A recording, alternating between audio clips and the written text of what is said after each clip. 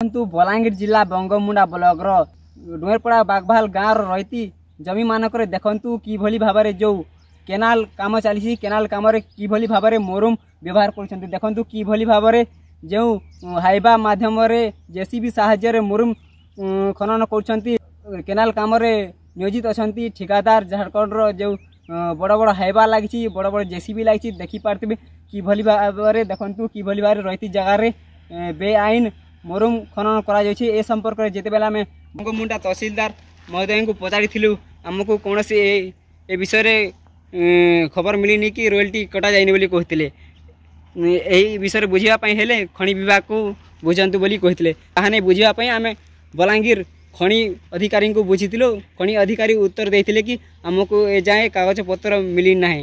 ରହିତି ଜାଗାରେ କୌଣସି ମରୁମ ଉଠାଯାଇପାରିବ ନାହିଁ। ଯଦି ଉଠାଯାଇପାରିବ ରୟାଲ୍ଟି କିମ୍ବା କାଗଜପତ୍ରରେ ଉଠାଯାଇପାରିବ, ନହେଲେ ଯେଉଁ ରହିତି ଜାଗାରେ ଯେଉଁ ଚାଷ ଜମି ମାଲିକ ଦେଉଛନ୍ତି ସେହି ଚାଷ ଜମି ମାଲିକ ଖାଲି ଚାଷ କରିବେ ଏବଂ ସେହି ଜାଗାରେ ଘର ତିଆରି କରିପାରିବେ ବୋଲି ସେଇ ଯେଉଁ ଖଣି ଅଧିକାରୀ କହିଛନ୍ତି।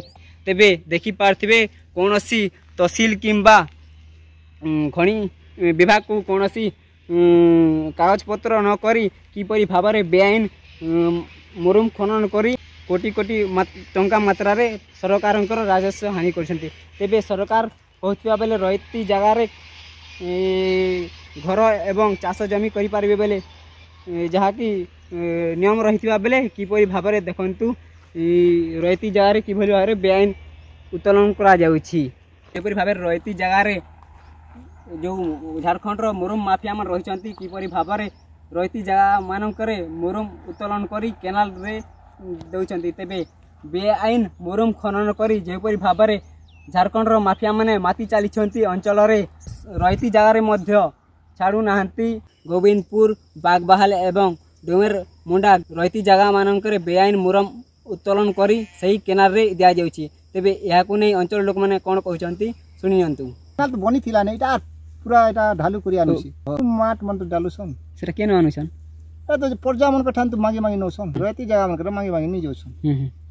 ନିଶ୍ଚିତ ଭାବରେ ଯେପରି ଭାବରେ କେନାଲ କାମରେ ନିୟୋଜିତ ଥିବା ଯେଉଁ କଣ୍ଟ୍ରାକ୍ଟର ମାନେ ବେଆଇନ ମରୁମ ଖନନ କରି ଯେଉଁ କେନାଲ କାମରେ ଦେଉଛନ୍ତି ଏପରି କାମକୁ ଯେଉଁକି ବଲାଙ୍ଗୀର ଖଣି ଅଧିକାରୀ କାର୍ଯ୍ୟାନୁଷ୍ଠାନ ଗ୍ରହଣ କରିବା ପାଇଁ ଅଞ୍ଚଳ ଲୋକମାନେ ଦାବି କରିଛନ୍ତି। ବଲାଙ୍ଗୀର କଣ୍ଟାବାଞ୍ଜିରୁ ତ୍ରିନାଥ ସାହୁ, ଫୋକସ୍ ପ୍ଲସ୍।